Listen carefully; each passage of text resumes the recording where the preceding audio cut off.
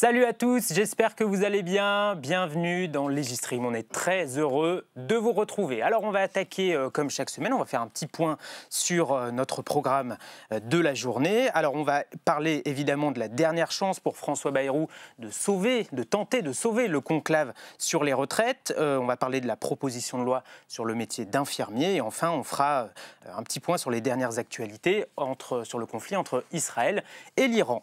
Alors avec moi cette semaine, il y a Elsa, salut Elsa, et il y a Hugo, salut Hugo. Salut. Je vais me tourner tout de suite vers notre première invitée, Nicole Dubré-Chirat, bonjour. Bonjour. Bienvenue dans Legistream, vous êtes députée Ensemble pour la République du Maine-et-Loire. Et oui, il en reste. Et membre de la Commission des Affaires sociales. Oui. Et justement, on va démarrer en faisant un point sur les discussions post-conclave sur les retraites.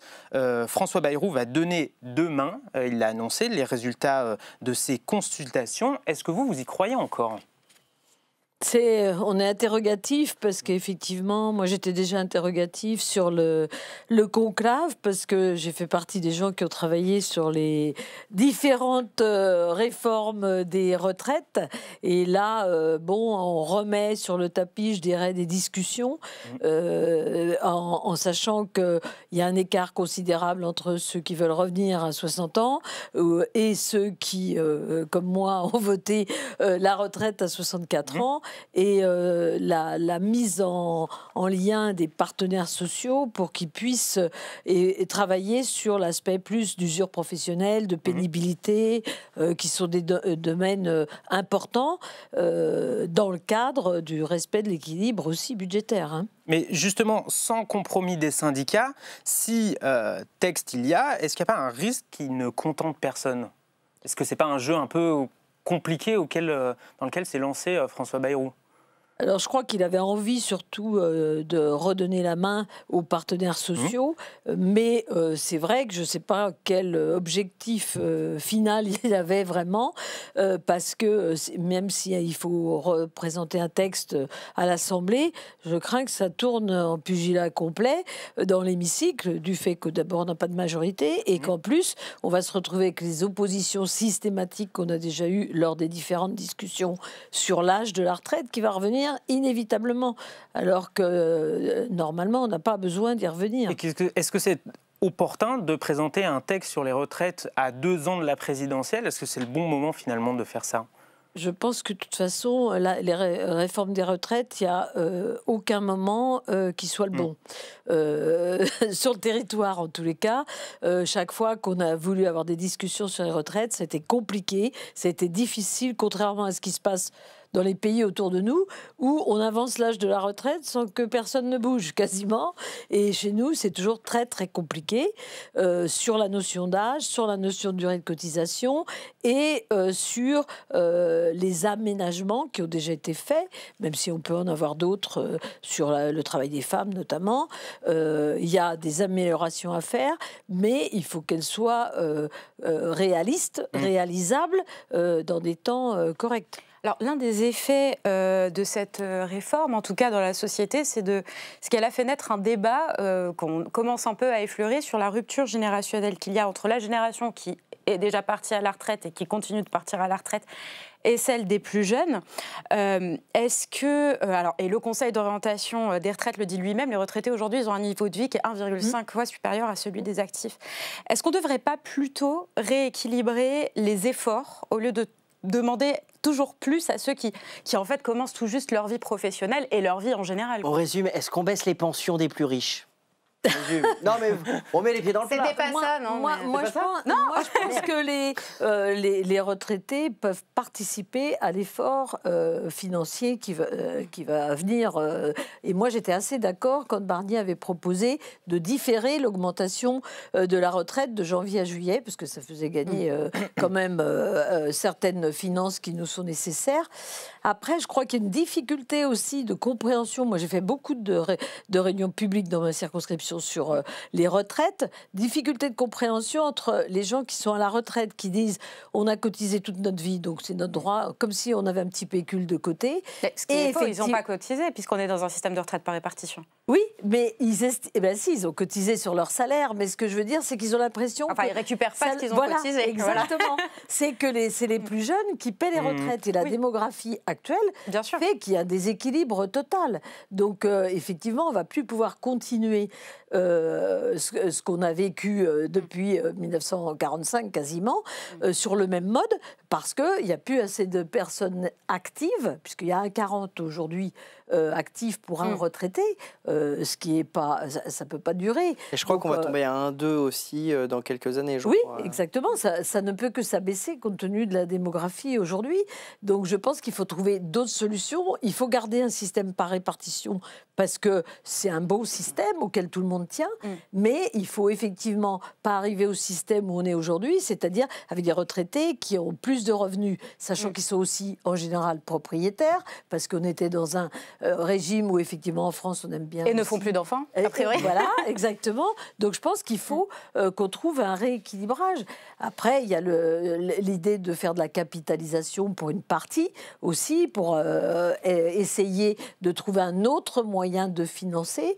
Mais effectivement, ça doit passer par plusieurs niveaux d'efforts. Mais c'est bien que ce ne soit pas un tabou, finalement, parce que souvent, c'est la question des retraites, on n'ose pas trop s'en prendre aux retraités. Oui, parce que c'est une population d'électeurs. beaucoup.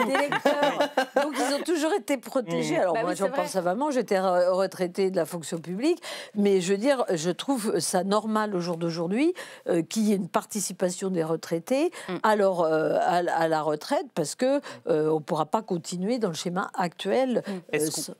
Pardon, j'allais dire, est-ce qu'on pourrait par exemple désindexer les retraites, au moins pendant un temps, désindexer les retraites sur l'inflation? Est-ce que tu peux rappeler ce que c'est désindexer pour les gens qui nous regardent? Donc, on indexe les retraites sur l'inflation, donc c'est-à-dire sur la hausse des prix pour en fait compenser ce qu'on perd par la hausse des frais, et donc on augmente. C'est un peu comme geler le point d'indice, en gros, pour les fonctionnaires. Ce qui n'est pas le cas des salaires. Voilà. Donc c'est vrai, moi je ne serais pas contre le fait de désindexer, parce que... Mais c'est vrai que c'est pas, je pense que c'est pas la majorité qui pense la même chose, parce que les retraités sont très attachés effectivement à leurs augmentations. On l'a vu, enfin pendant le Covid, entre le Covid et maintenant, il y a eu quasi 5 augmentations successives avec l'inflation des retraites. Ce qui n'a pas été le cas des salaires, même s'ils ont augmenté aussi en parallèle parce qu'il y avait des métiers en tension, n'empêche que c'est quand même préoccupant. Donc je pense que moi, je serais favorable. Une solidarité entre générations est possible. Oui, parce qu'en fait, on a aussi... Alors c'est vrai, les gens disent, mais aujourd'hui, les retraités, ils aident leurs petits-enfants. Alors c'est vrai. Mais c'est pas un projet de société, ça. Oui. Voilà, c'est ça. C'est pas... Le but, c'est pas non plus de porter les enfants parce qu'on est mieux lotis, je dirais, ou porter les petits-enfants. Il faut quand même qu'ils soient autonomes financièrement à un moment ou à un autre. Ça peut être un coup de pouce, mais pas forcément à long terme. Il y a une question du chat. Dans le chat, mais je vais faire la première de Cristal qui dit « Pourquoi le souci, c'est la démographie et pas une base des revenus des actifs? On gèle les salaires, mais jamais les retraites. » Alors la démographie, elle est ce qu'elle est, c'est-à-dire qu'on va avoir bientôt plus de personnes de plus de 65 ans que de jeunes de 20 ans. C'est la réalité d'aujourd'hui déjà et de demain encore plus, puisqu'on le voit bien dans les écoles aujourd'hui, on ferme des classes, faute d'avoir suffisamment d'enfants, le taux de natalité a baissé. Mais le revenu des actifs, il monte quand même toujours. Là, il est quasi au niveau de l'inflation. Mais je pense que là, on pourrait avoir un gel des retraites et la désindexation pendant un certain temps. Alors, peut-être pas tout le temps, le gel, mais une année ou deux, je pense que c'est une possibilité. Oui, il y a une autre question de Gauchis Promax, donc je crois qu'il est de gauche, qui dit « Pourquoi ne pas faire une retraite égale pour tout le monde pour limiter les inégalités quand on voit que les retraités vont devoir se serrer la ceinture dans les années qui viennent ?» Alors, d'abord parce qu'il y a différents statuts. Quand on a voulu faire une retraite à points, c'était pour être plus équitable. Aujourd'hui, selon qu'on travaille dans le privé, dans le public, dans le libéral, on n'a pas le même statut, on ne cotise pas au même taux. Et donc, effectivement, c'est pour ça aussi que chacun pense que ce qu'il a cotisé, il doit le récupérer. Mais on n'est pas au même taux. Quand on voit les agriculteurs, ils cotisaient à 14%, quand les salariés cotisaient à 27%. Donc, effectivement, effectivement, au total, quand on finit sa carrière, on n'a pas cotisé au même taux, donc on ne récupère pas le même niveau de retraite. Donc c'est l'égalité stricte, moi j'y crois pas vraiment. Et versé en fonction de... Alors là je vais peut-être dire une grosse bêtise, j'avoue je ne suis pas spécialiste, mais vis-à-vis de l'épargne, parce que c'est vrai qu'il y a des gens qui ont des petites retraites, mais qui ont beaucoup d'épargne. Oui. Est-ce que peut-être, je ne sais même pas si c'est constitutionnel, mais si tu as beaucoup d'épargne, peut-être un peu moins... Pénaliser l'épargne, du coup? Oui. Pourquoi pas? Je ne sais pas, moi je pose une question. Je dis, il y a une galère. On essaie de trouver des solutions. Peut-être que ma solution est idiote, je ne sais pas, je ne suis pas économiste. Mais du coup, tu ne favoriserais pas l'épargne, quoi. Enfin, faut bien que l'argent y serve, quoi. L'épargne en France aujourd'hui, elle est équivalente à la dette quasiment. Oui. Mais après, la difficulté, c'est aussi que des gens qui n'ont pas forcément eu des gros salaires, mais qui ont épargné toute leur vie pour justement avoir une retraite peut-être plus agréable, parce qu'ils savaient que le niveau, leur retraite ne serait pas le niveau de leurs revenus en période active. Ils ont aussi, pour certains, investi dans l'immobilier. Des fois, ils ont acheté un petit studio. Ou, à une époque où c'était possible. Voilà, qui louent aussi. Donc, je trouve que c'est aussi difficile de pénaliser des gens qui ont épargné pour des gens qui auraient tout dépensé et à qui on reverserait des dividendes.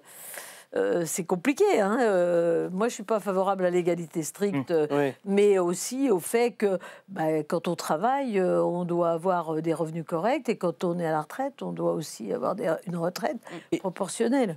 Et là, on est en train de parler plutôt du problème du financement du système de retraite, donc par le gros bout du problème. Ce qui n'est pas le cas en fait des discussions du conclave, puisqu'on est surtout sur des points assez précis. En plus, on a dit qu'on ne touchait pas à l'âge de départ. Pourquoi est-ce qu'en fait, il n'aurait pas fallu carrément une nouvelle réforme pour s'attaquer au problème du déficit? En fait, je pense que quand on a voulu faire la réforme à point, c'était le but. C'était une réforme beaucoup plus importante. Encore avant sous Édouard Philippe. Et voilà, en 2018, ça a été compliqué, donc on a abandonné. Donc on a fait une réforme à la limite de l'âge. À mon avis... La réforme par points, c'est aussi le Covid qui n'a pas aidé. Oui, c'est vrai. Parce que c'est vrai qu'on l'oublie, mais il y a eu le 49.3 qui avait été employé. Exact.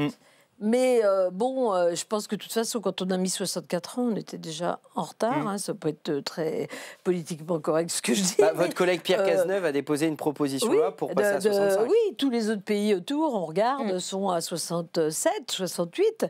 Donc, je veux dire que la réalité d'aujourd'hui, c'est qu'on commence plus tard à travailler. On a des interruptions de carrière et globalement, les dernières études montrent qu'on vit en meilleure santé, plus vieux. Donc, ça dépend qui. Je crois que les ouvriers, c'est pas l'âge. Oui, mais globalement, quand même, la dernière étude de l'adresse qui est sortie a montré qu'en fait, on avançait en meilleure santé en âge. Alors c'est vrai qu'entre les cadres et les ouvriers, c'est pas. Je crois que c'est 59 ans, je crois, pour les. Oui, on a un différentiel. Mais ça, ça fait partie des discussions qu'il doit y avoir avec les partenaires sociaux sur l'anticipation dans les métiers pénibles. Alors moi, je me méfie des métiers pénibles, mais en tous les cas, de trouver des critères de pénibilité qui soient réalistes. Il a fait une erreur, le président, en revenant sur un certain nombre de critères lors de son premier quinquennat ou pas? Non, parce que je crois que c'était une usine à gaz pour les entreprises. Enfin, moi, j'ai connu les critères version Hollande. C'était imbuvable quasiment. Hein. Donc, je pense que des critères, il faut en avoir peu. Il faut avoir les gens qui travaillent de nuit, les gens qui travaillent en 3-8. Enfin, il y a peu de critères et qui ne soient pas forcément fixés sur des métiers. Parce qu'en France, on a quand même une difficulté, on a bien vu là sur la liste des métiers en tension, de sortir une liste, de l'actualiser et de ne pas sceller dans le marbre un métier. Or, les métiers, ils évoluent. Si on regarde les déménageurs, par exemple, ils portent moins aujourd'hui qu'hier parce qu'ils ont des plateformes, ils vont avoir maintenant des exosquelettes. Enfin, même les aides-soignantes, moi j'ai travaillé dans la santé, aujourd'hui elles ont moins de charges physiques, mais plus de charges psychologiques. Donc il ne faut pas mettre des métiers dans le marbre qu'on ne saura pas. Voilà, il faut avoir un cadre flexible. Non, juste, il y a une info qui est tombée là. Le Premier ministre François Bayrou tiendra une conférence de presse demain à 17h pour, je cite, tirer la conclusion de ces échanges avec les entretiens approfondis. Qu'est-ce que vous espérez qui va en ressortir de cette conférence de presse? Je ne sais pas trop. Vous n'êtes pas très optimiste? Non, pas forcément, parce que d'abord, le conclave, il y a quand même un certain nombre de partenaires qui sont partis. Bon, alors après, c'est souvent les mêmes. Mais ensuite, là, ils n'ont pas réussi, dans un processus quand même assez long de discussion, à se mettre d'accord. Donc là, c'est le Premier ministre qui les a vus, le président qui va les recevoir. Je ne sais pas trop sur quoi ils vont arriver à se mettre d'accord. Et est-ce que vous êtes d'accord avec le Premier ministre quand il disait qu'il fallait que le Parlement ait le dernier mot sur ce sujet-là? Vous disiez tout à l'heure, il y a un Moi, risque que ça tourne je au suis pugilat. favorable à ce que le Parlement ait le dernier mot. Ma crainte, si on revient dans l'hémicycle, c'est que la discussion, elle ne va se traduire que sur l'âge.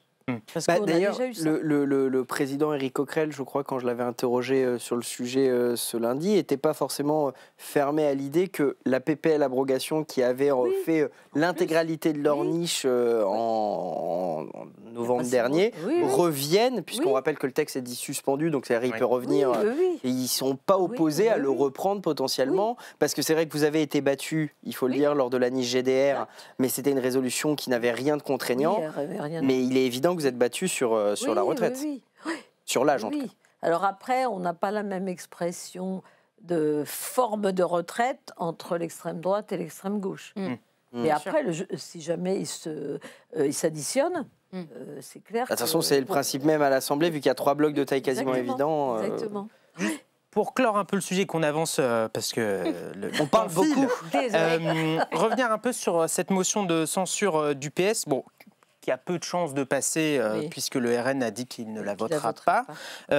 Malgré tout, est-ce qu'il y a la confiance du socle commun envers le Premier ministre, elle est toujours la même aujourd'hui?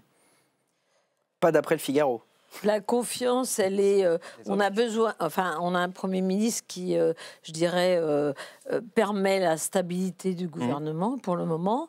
Je pense que là, la gauche utilise aussi cette opportunité des retraites pour déposer une motion de censure. Bon, je pense qu'ils en auraient utilisé une autre à un autre moment. Là, je pense que l'extrême droite ne va pas le faire parce qu'ils le feront sur autre chose, sur le budget. Donc, ça permet de stabiliser tout ça. Bon, je ne sais pas trop vers quoi ça peut évoluer vraiment. Alors, on va revenir sur la proposition de loi sur la profession d'infirmier, dont vous étiez la rapporteure. L'idée, c'est de permettre aux infirmiers de réaliser, en gros, je synthétise, certaines tâches qui étaient jusque-là réservées aux médecins. Est-ce que vous pourriez nous dire concrètement ce qu'un infirmier ne pouvait pas faire et ce qu'il pourrait faire maintenant à l'avenir? Alors, il y a une différence, c'est qu'aujourd'hui, les infirmières avaient un texte qui était un recensement d'actes. Oui. Des actes qui correspondaient à une cotation de sécurité sociale pour être remboursés, notamment pour les infirmières libérales. Pour leur dire, vous avez le droit de faire ça. Voilà, vous avez le droit de faire ça, et c'était une liste d'actes qui n'était pas forcément toujours actualisée ou mise à niveau ou valorisée financièrement.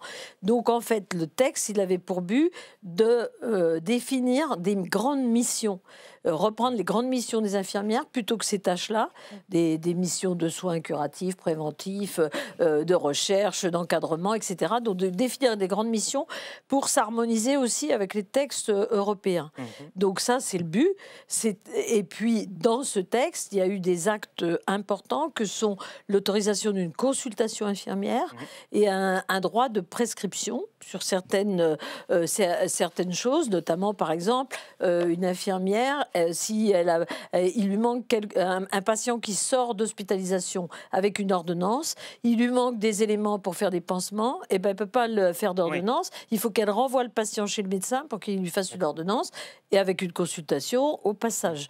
Donc tout ce qui est matériel de pansement, tout ce qui est ce qu'on espère pouvoir avoir un droit de prescription qui doit être listé secondairement avec notamment l'Ordre des médecins, l'Académie de médecine, HAS, de pouvoir prescrire aussi des antalgiques, enfin des produits qui permettent d'éviter la douleur de premier ou de deuxième niveau.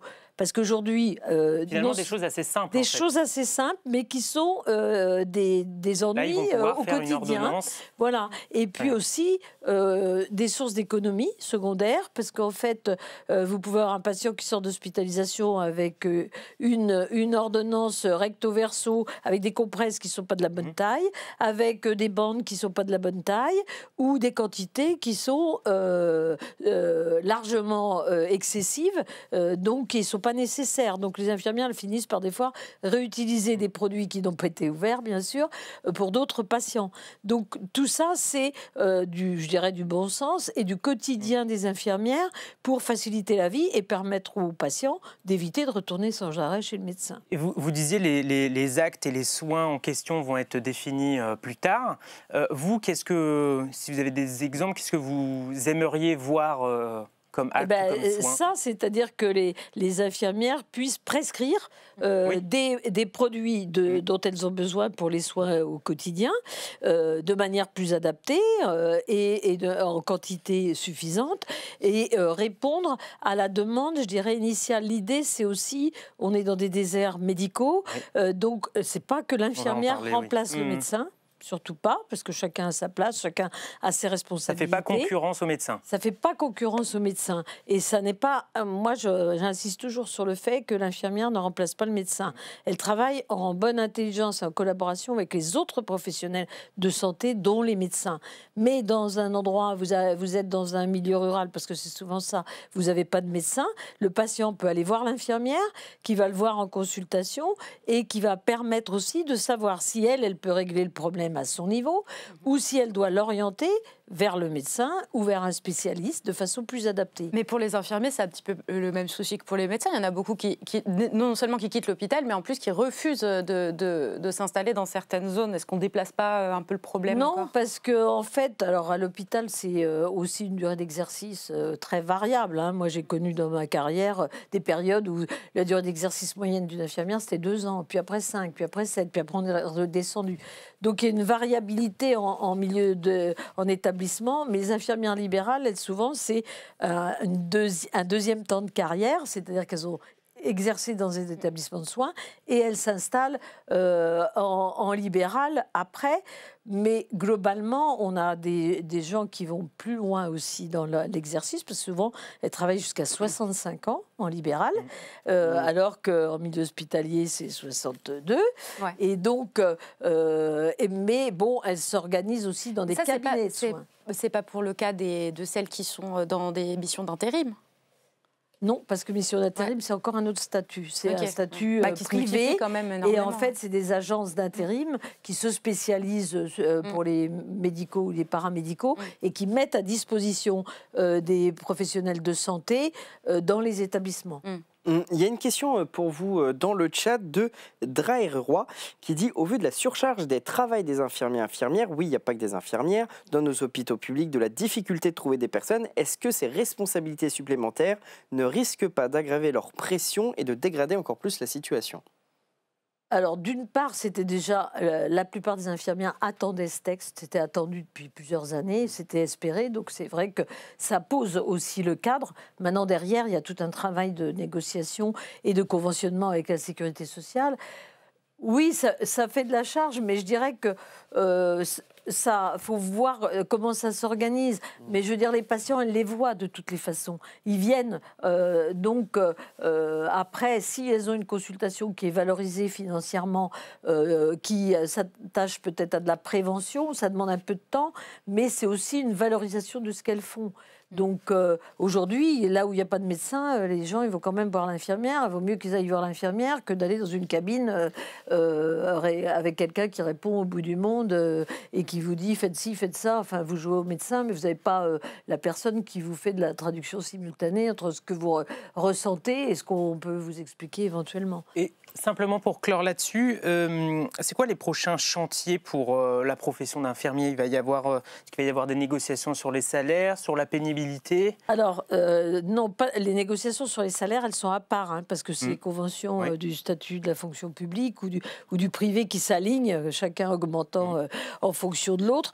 Donc là, c'est à part. Là, ce qui va se passer sur les négociations avec la Caisse d'assurance maladie, qui va effectivement devoir valoriser la consultation dont je parlais, revaloriser les actes si possible dans la limite des contraintes budgétaires dans lesquelles on est, de manière, donc on en a à peu près 6 mois de travail et on est plus les décrets d'application qui doivent sortir aussi, de manière à ce que ça s'applique, j'espère, en janvier 2026. Puisqu'il nous reste 5 minutes, je vous propose de faire un petit saut sur le sujet de l'Iran, le conflit entre Israël et l'Iran. Il y a une discussion ce soir, un 50-1, pour les gens qui veulent être précis. Pas beaucoup ce soir. Non, il n'y a pas de vote. vote, hein. Oui, pour moi, c'est sans vote. Oui. Qu'est-ce que vous en attendez de cette discussion? Je pense que c'est intéressant qu'on ait un échange sur ce qui se passe dans le monde, hein, parce que c'est quand même, on est dans un monde quand même qui est très bousculé. Après, c'est vrai que c'est de l'échange qui est important entre nous, mais qui n'a pas de pression, je dirais, sur le gouvernement ou sur ce qui se décide au niveau du monde. Mais bon, je trouve que c'est quand même mieux d'avoir une discussion au Parlement que d'une décision de M. Trump unilatérale, sans concertation avec le Congrès, qui décide en 5 minutes d'envoyer des bombes sur l'Iran. Enfin, puis pas un petit peu, enfin, en grande quantité, sans même être sûr qu'il a atteint la cible. Et nous, on a encore un poids diplomatique dans ce conflit. On arrive encore à porter une voix sur ce qui se passe au Moyen-Orient? Alors, je pense que le président de la République, il a l'avantage quand même de parler avec l'ensemble des pays concernés dans cette zone géographique élargie. Par contre, c'est vrai que je pense que le président des États-Unis n'a pas l'intention d'utiliser le poids ou la décision même de l'Europe. Hein. Justement, il a dit nos frappes sur les installations du nucléaire en Iran a mis fin à la guerre. Est-ce que désormais c'est acté que tout doit passer par lui pour régler les conflits au Moyen-Orient? Je pense que c'est ce qu'il croit. Moi, je ne suis pas sûre que ça mette fin à la guerre, parce que d'abord, on n'est pas sûr de l'atteinte de l'objectif. Ensuite, pour avoir été en Israël il y a quelques années, l'Iran est l'ennemi juré d'Israël, donc de toute façon, c'était déjà antérieur. Bon, est-ce que Netanyahou va s'arrêter aussi? Il avait prévu en plus ce conflit depuis octobre. Ouais. Exactement. Donc, je pense que c'est une difficulté. À mon avis, on n'est pas sorti. Et on a quand même un président américain qui est totalement imprévisible hein, et qui change d'avis autant d'heures qu'il y a dans les 24 heures. Hein. Donc, sur lesquelles on ne peut pas compter. Mais je pense qu'il a très envie, là, en arrivant à l'OTAN, de quasiment se faire valoir et d'exister en disant c'est grâce à moi, ce qu'il n'a pas réussi à faire en Ukraine pour le moment. Donc, il se dit si je peux le faire là. Mais enfin, je pense qu'il va un peu vite en besogne et que on n'est pas du tout sûr que les choses soient closes. Là, il y a une interruption, cessez le feu, mais combien de temps vous y croyez? Je suis pas si sûre que ça. Hein. Ouais. Parce Hugo, que moi c'est sur un autre sujet sur l'Iran. Donc s'il y en a encore une sur l'Iran, vas-y. Je suis pris de court. Non, comme vous parliez d'Emmanuel Macron, vous parliez de l'Ukraine justement et la Russie, où il avait d'emblée voulu s'imposer en tout cas dans le dialogue et être présent. Est-ce qu'il arrive? Enfin, on a l'impression que pour le coup, au Moyen-Orient, il n'est plus du tout audible. Enfin, en tout cas, il n'est pas audible. Est-ce que alors, je crois qu'il est en lien avec tous les interlocuteurs du Moyen-Orient. Après, audible, on n'a pas beaucoup de puissance non plus, sauf au niveau de l'Europe. Et comme d'un côté, on a Israël qui est soutenu par les États-Unis, de l'autre côté, on a la Russie, et que aucun des deux, que ce soit Poutine ou Trump, n'a envie de faire participer l'Europe, en tous les cas, et encore moins la France, parce que c'est un niveau de discussion qui doit se faire au niveau de l'Europe, même si... On est mis hors jeu. On est plutôt mis hors jeu, oui. Hugo, puisque tu as une minute, un peu plus d'une minute pour poser ta dernière question. Formidable. Non, moi j'aimerais demander qu'est-ce qui se passe au sein du socle commun sur la présence lors des votes. C'est vrai que c'est moi qu'observe quotidiennement l'actualité parlementaire.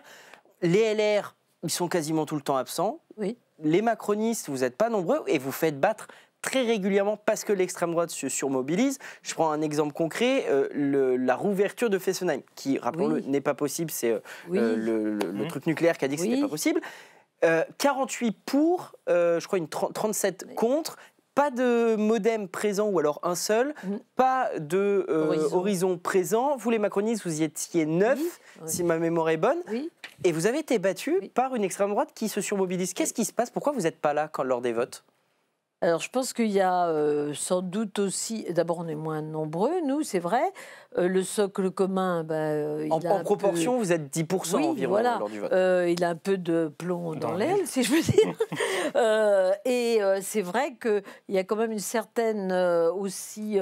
peut-être, je sais pas, c'est pas usure, mais difficulté à se retrouver. Et puis ensuite, il y a aussi beaucoup de choses en parallèle. Cette semaine, il y avait le Salon du Bourget, il y avait des manifestations à Longchamp, il y a beaucoup de commissions d'enquête, il y a beaucoup de... Est-ce qu'il n'y a pas trop de trucs? Oui, je pense qu'il y a beaucoup de... non, les commissions d'enquête, c'est très bien, moi j'adore, mais est-ce qu'effectivement... Il y en a beaucoup. Il y a des missions parlementaires. Et donc il faudrait élargir les délégations de vote pour permettre... Je pense qu'on pourrait en avoir deux. D'aucune. Ce serait bien parce que c'est possible et c'est plutôt intéressant. Enfin, je veux dire. Merci. Eh ben, merci beaucoup, Nicole Dubreuil-Chirat, parce que j'entends Alexis Corbière qui pousse la porte et qui s'impatiente dans le couloir. Il vient faire les gros yeux. Il vient faire les d'être venu dans Legistream pour répondre à nos questions. On suivra ce soir la discussion sur l'Iran à partir de 21h30 dans l'hémicycle. À très bientôt. Eh ben, merci à vous. Bonne journée. Bonne journée. Et on va accueillir tout de suite notre deuxième invité, qui n'est autre qu'Alexis Corbière. Bonjour, bienvenue dans Legistream. Vous me taillez une mauvaise réputation, comme si j'avais les gros yeux, j'ai rien fait. Avec votre voix de stentor en même temps. Ouais. C'est une façon de pousser le premier invité vers la sortie. Alors, les petites présentations. Vous êtes député écologiste et social de Seine-Saint-Denis et membre de la commission des affaires culturelles. On va attaquer directement avec une précision. Je suis député membre du groupe écologique et social, mais peut-être que les gens qui nous regardent savent un peu d'où je viens. Là, j'ai fondé un mouvement qui s'appelle l'Après. Enfin, je ne suis pas membre des partis écologistes. Non, mais juste, je suis très content. Vous avez raison de faire la précision. Je vous laisse faire. Bonjour, Alexis Corbière me dit Gruntor. Je ne sais pas qui c'est et je l'embrasse. Je sais pas qui c'est. Donc, pour commencer un peu sur ce sujet du conclave sur les retraites, est-ce que cet échec du conclave marque, selon vous, aussi l'échec de la méthode Bayrou? Oui, c'est l'échec du bérouisme, c'est l'échec du macronisme. De toute façon, le bérouisme, c'est du macronisme à la sauce béarnaise, un macronisme épuisé qui... c'était une astuce pour durer. De toute façon, il fait traîner le truc pour durer. Il avait réussi à embarquer, hélas, mes amis socialistes qui, en raison de l'ouverture de cette pseudo-consultation, avaient fait le choix de ne pas voter la censure. Bon, moi, je ne croyais pas du tout à cette stratégie, parce que le système lui-même, il donne un droit de veto au patronat. Si vous voulez, Bayrou, puis d'autres disent on est pour le dialogue social. C'est un faux dialogue, parce que de toute manière, Bayrou dit il ne sortira que des choses qui seraient consensuelles, et le patronat, le MEDEF, je suis en désaccord avec lui, mais au moins il est cohérent, il a dit nous, on ne touche pas à la loi, à la réforme Borne, aux 64 ans, on est même pour travailler plus longtemps, on va bien discuter de petites choses, mais fondamentalement, on n'y touchera pas. Et l'aspiration profonde qui est dans le pays, toutes les études d'opinion nous le démontrent, 70% de la population est contre la réforme Borne, 90% des actifs, la totalité des organisations syndicales de travailleurs est contre, et la majorité des députés à l'Assemblée nationale est contre. Donc ce qu'il ne faut pas banaliser, c'est l'espèce de... Voilà, il y a des méthodes antidémocratiques qui se mettent en place et qu'il faudrait accepter. Ça a été imposé par 49.3, il n'y a pas eu de vote.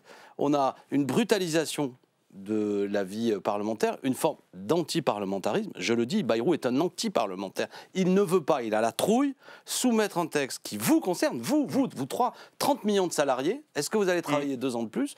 Peut-être que vos représentants, vous pourriez avoir un avis. Eh bien, dans ce pays, en France, on banalise le fait qu'on n'a pas le droit de le soumettre au vote. On vous l'impose. Et ceux qui veulent faire le bonheur des gens à leur place, vous savez, ça a été essayé dans des pays, ça c'est des systèmes totalitaires. Donc la méthode Bayrou, qui est une astuce, c'est un truc, et comme je lui ai dit, je suis intervenu mardi, ce qui naît dans la brutalité, survit dans la brutalité et la fourberie. Et ce conclave était une fourberie qui n'a rien donné. Alors les organisations syndicales de travailleurs, certains, dès le début, on dit CGT, Force ouvrière. En fait, c'est du pipeau. Parce que même Bayrou s'est permis d'intervenir pour dire vous n'avez pas le droit de discuter de la remise en cause, pour dire le niveau de discussion. C'est comme si on dit on va discuter sans tabou tous les deux, mais tu n'as pas le droit de parler de ça. À la fin, on va dire bon, en fait, c'est pas une discussion. Et il ne faut pas que ça touche au déficit. Voilà. Alors, fondamentalement, non, mais on ne pouvait, vous savez.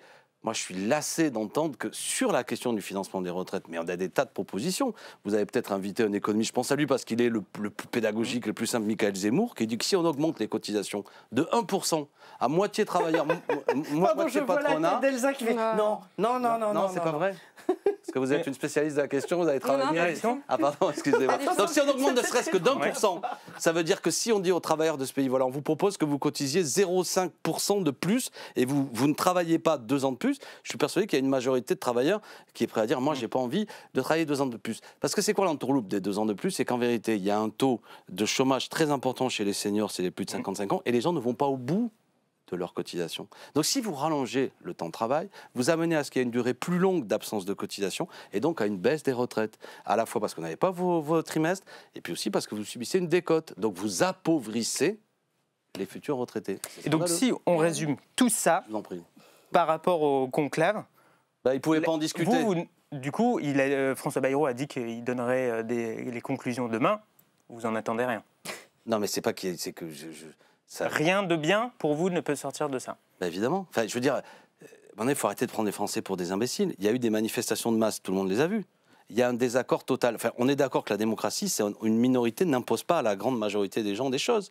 Donc la seule chose qui doit être soumise au vote, et moi je me soumettrai au résultat, ici on est à l'Assemblée nationale. Je veux dire, les députés sont les représentants du peuple. Est-ce qu'au moins ils peuvent voter là-dessus? On verra pour ou contre. Mais pourquoi il veut interdire le vote? Et c'est quoi son problème? Parce qu'il a peur, parce qu'il sait qu'il est battu. Mais je dis aux citoyens qui nous regardent, n'acceptez pas cette banalisation de l'antidémocratique. Je veux dire, de plus en plus, ça semble un standard aujourd'hui en France que, non, c'est pas soumis au vote. Bon. Alors qu'il avait dit que le Parlement aurait le dernier mot. Voilà, il avait dit que le Parlement aurait le dernier mot. Il a même dit, je l'ai piqué un peu au vif, il n'a pas répondu lors des questions au gouvernement, il a même dit en 2022, il était encore haut commissaire au gouvernement, qu'en cas de blocage... Commissaire au plan, merci. On salue Clément Beaune, bien sûr. Ouais. Il était haut commissaire au plan, et il avait déclaré en 2022 que face aux situations de blocage, il parlait des mobilisations sur les retraites, il faut parfois demander aux Français et donc organiser un référendum. Il peut aussi organiser un référendum. Et pourquoi il ne le fait pas? Parce que ces gens s'habituent à une brutalité. Vous savez, il y a un historien, Pierre Serna, qui appelle ça l'extrême centre. C'est passionnant, invitez-le. En France, on dit l'extrême droite, on dit l'extrême gauche, mais il y a un centre qui devient extrémiste parce qu'il peut, dans l'histoire, il nous a souvent montré qu'il impose par la brutalité ses projets, notamment économiques. Bon, donc cette bande-là, pardon de le dire un peu vulgairement, cette bande-là, c'est des gens d'extrême centre. C'est des gens qui, même quand ils perdent les élections, ils restent et ils sont de plus en plus brutaux. Donc, sur cette affaire, il y aura motion de censure, je la voterai. On verra ce que ça donne. J'ai cru comprendre en écoutant M. Chenu ce matin que l'extrême droite va protéger M. Bayrou parce qu'ils sont peut-être en train de dealer d'autres choses. On en est là. Alors, sur les retraites... Je vous en prie. Hugo va dire que j'ai des obsessions. Observez-le. Les petites mimiques, c'est drôle. Michael Zemmour est discutable comme n'importe qui, mais ce qu'il dit est tout à fait intéressant. Vous dites avec raison que les Français sont majoritairement opposés à cette réforme-là. C'est pas pour autant qu'ils soutiennent le système qu'il y avait avant, qui a favorisé une inégalité générationnelle, quoi qu'il arrive. Mathématiquement, c'est comme ça que ça s'est passé. Aujourd'hui, l'Observatoire, le Conseil d'orientation des retraites, excusez-moi, le dit lui-même. Oui, je leur ai dit que les retraités ont un niveau de vie supérieur, niveau de vie, pas salaire, supérieur à celui des actifs. Oui, cette réforme-là... c'est ce qui... On a un système en France où les retraités ont un niveau de vie qui est de qualité. Au détriment de quoi? Des actifs. pas du tout. Bah si, qui cotise. Et ce que vous dites, pardon, on n'a aucune... Aujourd'hui, les retraités, c'est un système de cotisation. De répartition. D'accord, oui, de répartition et de cotisation. Mais on a un système qui garantit à nos retraités un certain niveau de vie et il faut s'en féliciter. Vous le savez, et vous le savez mieux que moi, qu'on a quand même en Europe des retraités pauvres. Vous savez, souvent, moi, ça m'arrive de voyager dans certains pays, quand vous allez visiter un musée, etc., les gens qui tiennent la caisse, c'est des retraités qui sont obligés de bosser pendant leur retraite. Donc déjà, on a un système qui a une performance. Deuxièmement, ce que vous dites, si vous avez lu le rapport du corps et même le rapport de la Cour des comptes, quel est le problème de la sécurité de notre système de retraite? C'est la baisse des cotisations. C'est qu'on a appauvri notamment notre système de retraite en raison de l'exonération. Et juste, vous me répondrez, en raison de l'exonération de cotisation. Parce qu'il y a toute une série de choses. D'ailleurs, ça a créé des trappes à SMIC qu'aujourd'hui, quand vous embauchez le SMIC, vous ne payez pas. Vous ne payez pas de cotisation au système de retraite. Donc ce système absurde, pour profiter au patronat, a amené à ce qu'aujourd'hui, notre système de retraite, qui est un bon système fondamentalement, a été appauvri. C'est la même discussion que sur la dette. Nous ne dépensons pas trop, mais nous avons aujourd'hui, il y a eu des baisses de recettes. C'était la grande idée. Hein, on va faire moins payer, notamment, on va demander au patronat de moins cotiser, qui nous a totalement appauvris, et ce qui n'a créé aucun effet véritablement, parce qu'on a une accumulation de richesses qui n'a pas profité aux entreprises dont on avait besoin, mais c'est le même système sur les retraites. Si vous baissez, si vous exonérez de cotisation les retraites, vous appauvrissez le système des retraites, 77 milliards, je crois, quand on lit ce que nous a dit la Cour des comptes. Donc ne faites pas supporter à ces politiques folles qui ont été menées, ça, sur le dos de nos systèmes, ils fonctionnent très bien, à condition qu'on ne l'affaiblisse pas par les politiques qui ont été menées.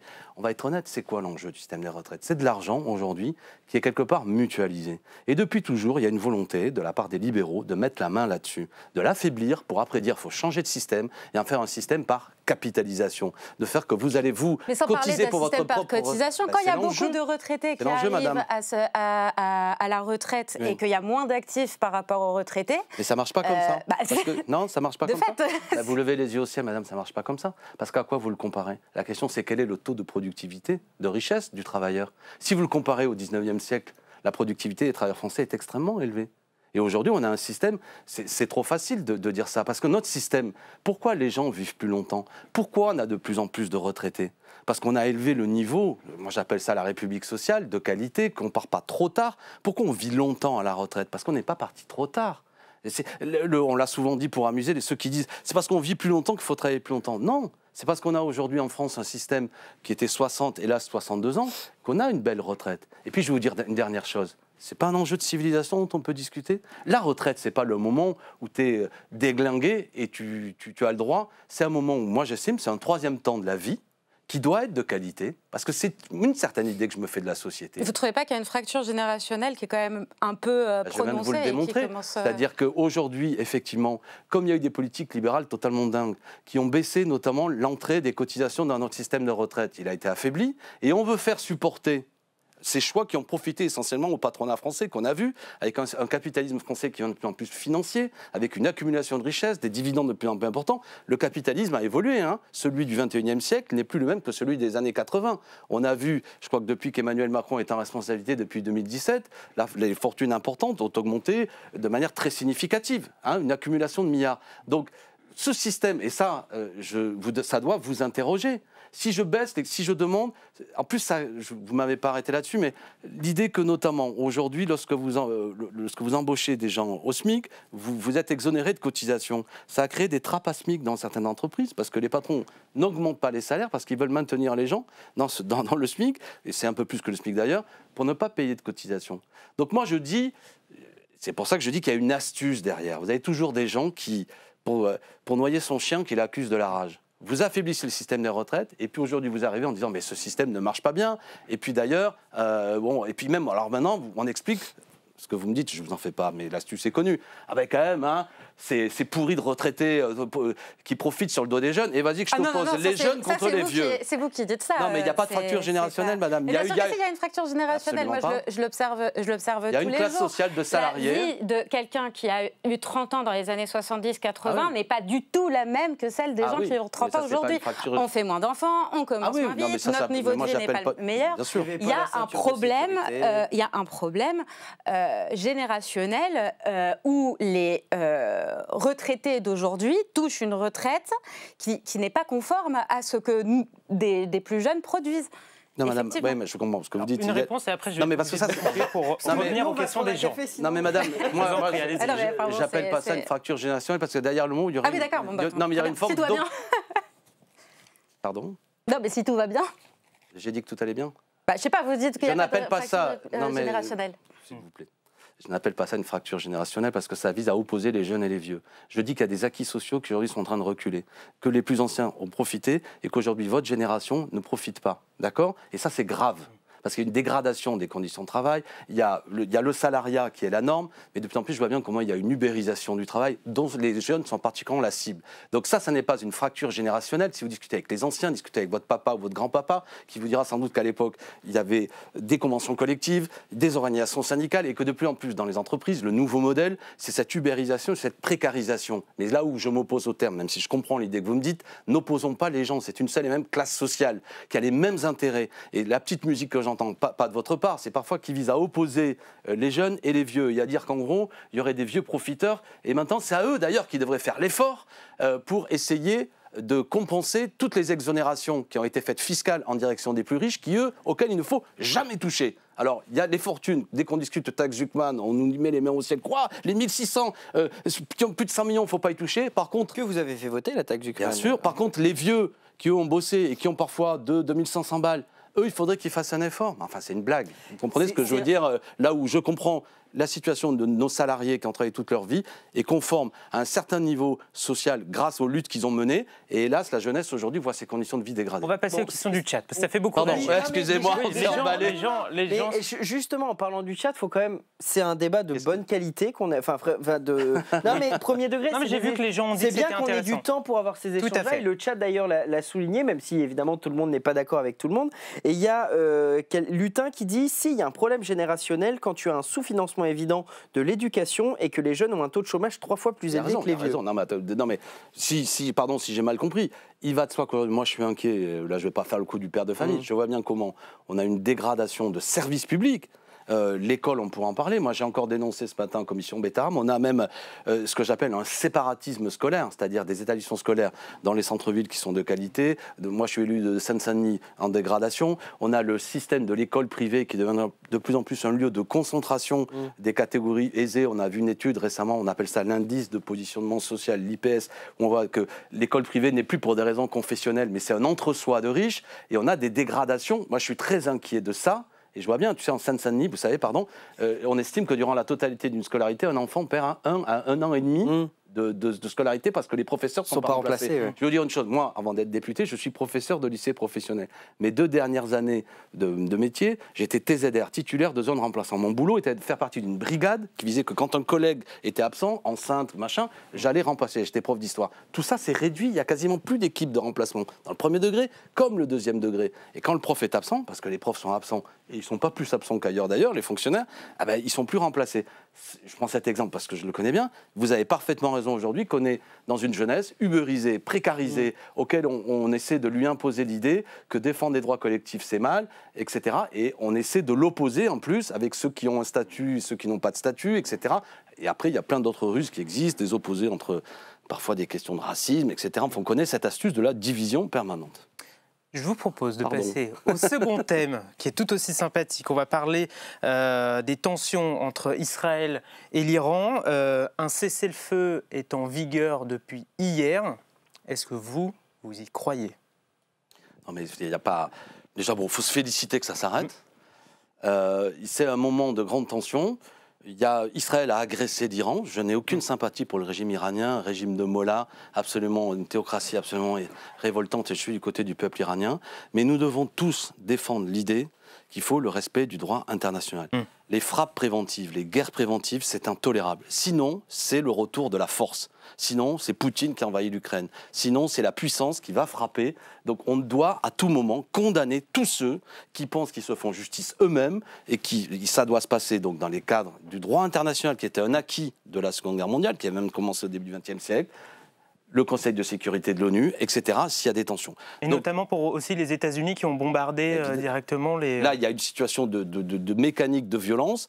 Vous savez, moi, j'ai l'âge de me souvenir à l'époque où Dominique de Villepin, je vois qu'il revient en grâce, mais cet homme, on n'avait aucune sympathie pour lui, hein, manifestait contre son CPE, etc. Il avait 7 ans. Mais il avait refusé à l'époque, c'était Colin Powell, le secrétaire d'État américain, qui expliquait qu'il fallait bombarder l'Irak, je ne me trompe pas. Avec sa petite fiole. D'accord, et on sait aujourd'hui que tout ça était fake, bidon. Donc, je veux dire, à un moment donné, il faut prouver les choses. Le fait que, et moi je suis défavorable à ce que l'Iran ait l'arme nucléaire, cela va de soi, mais enfin il y a toute une série d'éléments qui nous amènent à penser qu'il n'était pas au bord d'avoir l'arme nucléaire. Et je répète, attention, le siècle, on parlait de la jeunesse, et moi je suis inquiet, on rentre dans un monde où c'est le retour de la force, des puissances agressives. Et la démonstration en plus que fait à la fois le gouvernement de Netanyahou, on a peut-être qu'on dira un mot sur Gaza, mais je veux dire, qui est une horreur absolue. Il y a une mécanique génocidaire qui s'est mise en place. Plus de 50 000 personnes. Il a failli se faire renverser d'ailleurs, Netanyahou. Ce serait souhaitable, ce gouvernement d'extrême droite. Moi, je suis très ami avec toute une série d'organisations. Je pense à Standing Together en Israël. Il y a une forte opposition, hein, parce que c'est un gouvernement d'extrême droite. C'est comme si, je ne sais pas, Madame Le Pen ou Éric Zemmour dirigeaient en France avec des illuminés religieux en plus. C'est ça, Benjamin Netanyahou. Donc, ils sont violents, ils font couler le sang, c'est inacceptable.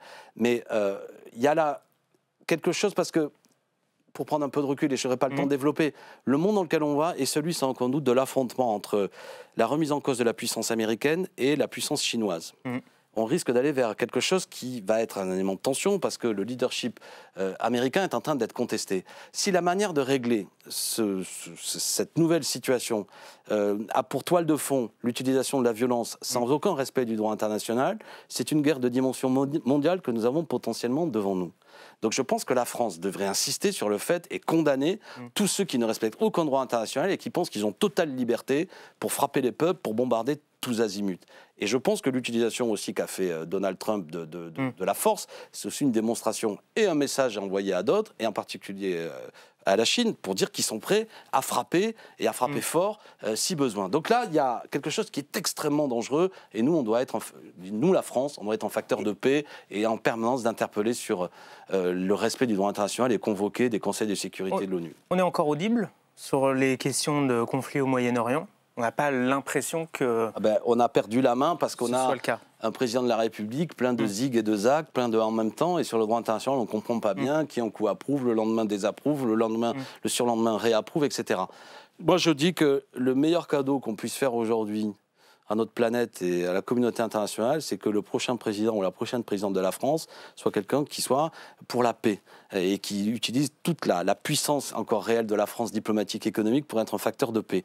Et je dis aux gens, ne votez pas pour des agressifs, faites en sorte que la prochaine élection présidentielle, elle aura aussi des conséquences internationales. Emmanuel Macron, il a eu un comportement agressif selon vous? Bien sûr, il n'a absolument pas, il n'a rien fait, il n'est pas intervenu, il n'a pas demandé qu'il y ait des condamnations quand Benjamin Netanyahou, plusieurs fois, à utiliser la force pour faire couler le sang. Vous avez peut-être que vous l'avez mieux entendu que moi. Vous pensez que la France a fait tout ce qu'il fallait pour le faire condamner. Elle a.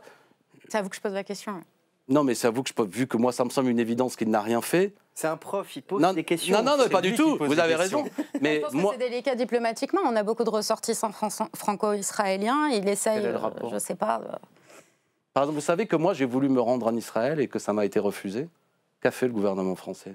Je faisais partie d'une délégation. Vous pensez que... Oui, ils ont agi pour votre collègue Pouria Amirchaï qui devait se rendre aux États-Unis. Oui, pour les interdits parce que lui est en Iran. Là, ça devenait complètement grossier. On est dans un moment où moi, je n'ai pas l'impression que la France, mais je peux me tromper, mais je pense que la France pourrait jouer un rôle très important de convocation du Conseil de sécurité de l'ONU, de condamnation. Écoutez, au niveau européen, on pourrait demander, puisqu'on parlait d'Israël, de la rupture des relations et des accords économiques entre l'Union européenne et Israël, le temps du conflit, pour que ça s'arrête. Parce que si on n'utilise pas l'arme du boycott, de la rupture des relations internationales, soit on est totalement impuissant, soit après on passe au niveau de la guerre. Et moi, je ne souhaite certainement pas qu'on rentre évidemment dans un conflit avec un pays. Mais si on ne rappelle pas à des pays amis, parce que moi, je n'ai pas de problème à dire que je suis ami avec Israël, comme je suis favorable évidemment à la reconnaissance de la Palestine, mais on doit utiliser, on a des sanctions diplomatiques internationales pour essayer de défendre la ligne de cesser le feu et refus de violence. Et justement, il y a un débat ce soir sur la situation en Iran à l'Assemblée nationale. Qu'est-ce que vous en attendez ? Ça fait partie de tous ces débats qui parfois m'amènent à nous dire que l'Assemblée nationale est quand même un théâtre. Bon, ça va parler, ça va rien décider. Moi, j'écouterai, hein, c'est intéressant. Mais je souhaite qu'on puisse avoir un débat, éventuellement, qu'il y ait un vote sur quelque chose, sur ce que nous allons faire. Un vote, parce que là, il n'y a pas de vote. J'ai un peu l'expérience à force. Bon, le ministre des Affaires étrangères vient, chaque groupe redonne son analyse géopolitique, et puis on en reste là, bonsoir, bonsoir. Bon. Mais est-ce que du coup, avec la grosse journée qu'il va y avoir demain avec la niche parlementaire, vous préférez aller vous coucher à 22h pour être dès 9h du matin pour voter contre l'abrogation des accords franco-algériens de 68 et vous préférez quoi? Le dodo et... On a la capacité, j'espère, de faire les deux. Puis pour le coup, si on finit tard, c'est l'occasion, quand on peut, de rester à l'Assemblée pour être là demain matin à la première heure. Vous dormez à votre siège? Non, mais vous savez, il y en a fort heureusement un petit canapé dans les bureaux qui permet de se préparer. Non, vous avez raison, mais on n'a pas le temps de développer, que demain, il y a une journée importante du groupe que je vais qualifier de ciotiste, on comprendra ce dont je parle, et qui présente des textes que je trouve extrêmement provocateurs, notamment le fait que Marine Le Pen n'ait pas à subir le fait qu'il soit inéligible. Le symbole, c'est que la députée qui porte ce texte, c'est Brigitte Barège, qui était maire de Montauban, qui a été concernée par cette loi-là et qui a finalement eu un non-lieu quand elle a fait l'appel et elle est redevenue maire de Montauban entre-temps. Donc, je vous remercie parce que j'avais même pas fait... Vous suivez mieux que moi, j'avais pas fait attention. C'est mon boulot. Non, mais ça aurait pu être le mien aussi. Mais moi, je tire... C'est piquant de voir tous ceux qui veulent de la justice plus dure de la part de M. Ciotti, que les magistrats sont des laxistes, etc., nous expliquent que quand ça concerne son ami politique, qui accessoirement, on parle de détournement d'argent public, ne devrait pas voir l'application de la loi. Bon, et puis après, il y a des obsessions. Si vous aimez quelqu'un qui n'a pas de papier, vous n'avez pas le droit de l'épouser. Ça, c'est les trucs de Ciotti. Donc, en boîte de nuit, quand vous rencontrez un jeune homme, une jeune femme, demandez-lui s'il a ses papiers, parce que si par malheur vous tombez on se marie pas en 30 secondes avec... Non, mais en général, ça commence quand même. Mais ça commence quand même par une relation. Donc, j'invite à ce que tout le monde puisse présenter ses papiers avant de savoir si on veut aller plus loin. Non, mais il y a un côté quand même qui est, de mon point de vue, contraire au droit international. Je suis pour qu'on puisse, sans même que c'est un droit fondamental, on a le droit d'épouser qui on veut, voilà, selon son choix. Mais ça va être quand même une niche importante, parce qu'on rappelle que l'extrême droite, puisque l'UDR est d'extrême droite, c'est le ministère de l'Intérieur qui l'a qualifié tel quel. Le RN n'a eu aucune victoire lors des niches parlementaires. Lors de la dernière, il n'y a même pas eu un amendement de leur part qui a été adopté. L'UDR... Là, eux bénéficient d'une proximité avec LR, notamment sur des textes qui ont déjà été défendus par LR. On pense à les accords franco-algériens ou à d'autres textes qui viennent du Sénat. Est-ce que vous pensez que demain, l'extrême droite pourrait obtenir une victoire symbolique d'avoir un texte adopté lors d'une niche parlementaire? Eh bien, cher ami, ça dépend d'une chose, et vous avez posé la question à ma collègue précédemment, la capacité de mobilisation des uns et des autres. Et nous, vous n'aviez pas été très nombreux pendant le débat sur l'énergie, par exemple. Oui, tout à fait. Il peut nous arriver, nous aussi, comme groupe, d'être pas toujours mobilisés au top. Et en particulier, ce que je vois, parce qu'ils sont censés être en plus le groupe, comment on appelle ça, le bloc central, on a souvent nos collègues macronistes qui, eux, alors en plus, sont très absents. Donc, ce que je sais, on va voir, et j'espère que ce sera confirmé, nous, demain, on mobilise nos groupes. Je pense que les groupes du Nouveau Front Populaire en mobilisent.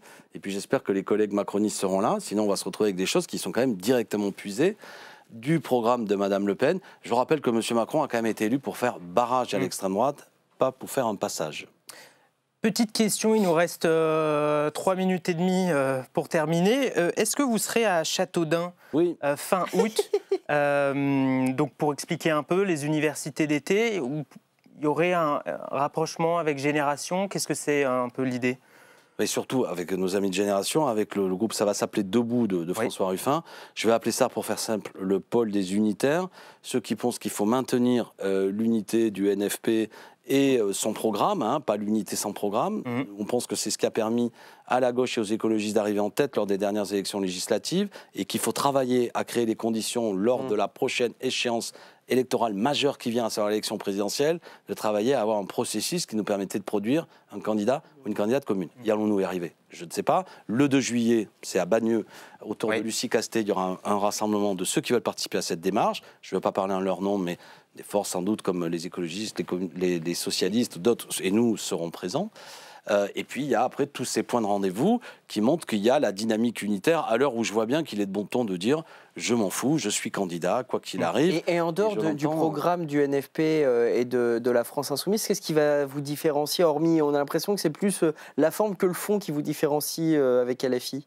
Mais la question de la stratégie est majeure. Bon, on n'a plus le temps. Moi, j'ai été exclu, chassé de la France Insoumise parce que je n'ai pas des désaccords programmatiques. Mais j'avais, ces 2 dernières années, un désaccord d'ordre stratégique. Je pense qu'il fallait maintenir l'unité de la NUPES puis du nouveau Front populaire. Parce qu'à nouvelle période, nouvelle stratégie. Ça fait 2 fois que l'extrême droite est au second tour, qu'elle progresse énormément. Madame Le Pen progresse de 24% entre les 2 tours de présidentielle à 2e tour comparé. Il progresse de 30% aux européennes. Il progresse de 60% aux législatives. Bon, il faut vraiment avoir des pots de saucisson devant les yeux pour ne pas voir qu'on est dans un moment où l'extrême droite progresse et elle peut même gagner les élections. Donc nous, on doit définir la gauche une stratégie un peu différente que quand j'ai fondé la France Insoumise en 2016 avec Mélenchon, où l'extrême droite n'était pas au second tour. La politique, c'est pas répéter des stratégies comme des catéchismes identiques à travers le temps. Donc à partir de là, ça fait un désaccord stratégique. J'ai échoué, mais à culpa, mais à maximal culpa, à pouvoir mener la discussion au sein de l'AFI. J'ai été fichu dehors, mais je continue avec mes amis, Clémentine Autain, Raquel Garrido, Daniel Simonet, vous les connaissez. Mais le programme de fond, vous êtes toujours en accord avec ce qui est ouais, parce que je pense que programmatiquement, le programme du NFP... Donc soutenir LFI, c'est pas... Non, mais c'est du coup la forme, c'est la façon dont ça fonctionne. Je parle programmatiquement. Programmatiquement, je pense que si nous avons réussi à faire l'unité en juin dernier, même 2 ans, c'est que c'est un programme qui rassemblait le meilleur des familles de la gauche. C'est un programme de synthèse, même s'il était basé sur un rapport de force mais de la présidentielle. Donc ça, c'est un socle qui doit continuer à nous rassembler. Il faut l'améliorer, sans doute le rendre plus populaire, le concentrer. On a parlé de taxe Zuckman, je crois que c'était même pas dans notre programme. Il y a plein d'idées. Et puis le ramener à peut-être 3-4 grosses idées, parce que vous savez comme moi qu'une campagne présidentielle, c'est pas 600 points. Bon, tout ça, on doit travailler. Mais moi, je le jugeais, c'est peut-être un désaccord entre nous, enfin, je dis ça, c'est que moi, c'était quand même un accord qui était sincère. Et le fond du problème aujourd'hui, ce que je pense, c'est que c'est surtout des désaccords d'ordre stratégique. Moi, j'ai l'impression que parfois la France Insoumise joue plus à bétonner un socle électoral très marqué par la jeunesse, autour des questions de racisme, sur Gaza. Et c'est bien de le faire, mais se soucie peu de voir quelle est la compréhension pour d'autres secteurs de la population qui vivent dans d'autres zones, qui ont d'autres préoccupations. Voilà, ils ne créent pas le même affect. Après, je me fais comprendre. C'était à peu près la même chose aux dernières élections présidentielles. Et in fine, ils ont quand même bénéficié du report de voix de ces gens. Je vois que c'est la fin de l'émission, ce serait intéressant de reparler de ça. Oui. Je vous assure, pour avoir été porte-parole de Mélenchon en 2017 et très actif dans la campagne 2022, ça n'était pas la même stratégie. C'est pas vrai. Vous savez, Jean-Luc Mélenchon en 2017 était... non, mais j'ai pas dit que c'était la même chose de 2017-2022.